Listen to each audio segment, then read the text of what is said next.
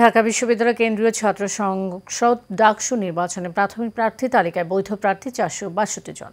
এর মধ্যে সবচেয়ে বেশি প্রার্থী ভিপি পদে 48 জন। এটিকে ইতিবাচক হিসেবেই দেখছেন ভোটাররা। তবে এই পদে থেকে জাতীয় নেতা হওয়ার স্বপ্নে বিভোর না হয়ে সাধারণ শিক্ষার্থীদের কল্যাণে কাজ করার আহ্বান জানান বিশ্ববিদ্যালয়ের ছাত্রছাত্রীরা। মোহাম্মদ শাহজাহানের ক্যামেরায় কাউসার আহমেদের রিপোর্ট। ঐতিহাসিক ভূমিকার কারণে বাংলাদেশের দ্বিতীয় সংসদ হিসেবেই পরিচিত ঢাকা বিশ্ববিদ্যালয়ে কেন্দ্রীয় ছাত্র সংসদ ডাকসু। ভাষা আন্দোলন, ৬ দফা দাবি, ১৯৬৯ সালের গণ অভ্যুত্থান কিংবা ৯০ এরশাদ বিরোধী আন্দোলন, প্রতিটি ঐতিহাসিক সংগ্রামে ডাকসু গুরুত্বপূর্ণ ভূমিকা রেখেছে। একেবারে শেষে ডাকসুর ভিপি নূর হক নূরের অবদানও রয়েছে গণতান্ত্রিক আন্দোলনে। কোটা সংস্কার আন্দোলন ১৮ থেকে ২৪ সবসময় তাদের কোঅর্ডিনেশন হেল্প ছিল। ডাকসু থেকে নির্বাচিত ভিপিরা প্রায় সবাই যেহেতু জাতীয় পর্যায়ে নেতৃত্ব দিচ্ছে, সে কারণেই এবার ডাকসুতে ভিপি পদেই প্রার্থিতা করছেন ৪৮ জন। তবে সাধারণ শিক্ষার্থীরা বলছেন, জাতীয় নেতা হওয়ার মানসিকতা থেকে বেরিয়ে এসে শিক্ষার্থীদের কল্যাণকে প্রাধান্য দেওয়া উচিত নির্বাচিতদের। নুরু যে বিপি হলো, এরপর তো ও গিয়ে আবার জাতীয় দল গঠন করছে। ইউনিভার্সিটিতে ওর তো অভ্যন্তরীণ কোনো কাজে লাগেনি।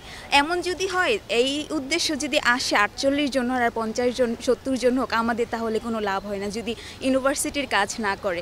তো এই প্রত্যাশা থাকবে যেন আগের ওদের মতো না করে, ইউনিভার্সিটির জন্য শিক্ষার্থীদের যে সমস্যাগুলো এগুলো নিয়ে যেন কাজ করে। আগে এমন ছিল যে শুধু রাজনৈতিক দল থেকে ৩টা বা ৪টা, এই যে জায়গাটা আরও সংকুচিত হয়ে যেত। আমি মনে করি যে এই জায়গাটা বৃহৎ পরিসরে এসেছে। এখানে সকলের আরও অংশগ্রহণের ভালো সুযোগ হয়েছে, ছাত্রদেরও ভোট দেওয়ারও ভালো সুযোগ এসেছে। প্রতিবারই ২-৪ জন ভিপি প্রার্থী থাকলে এবারে প্রায় অর্ধশত প্রার্থী থাকায় বিষয়টিকে ইতিবাচক হিসেবেই দেখছেন শিক্ষার্থীরা। প্রার্থীটার বিষয়টা আসলে এটা একটা গণতান্ত্রিক অধিকার সবার।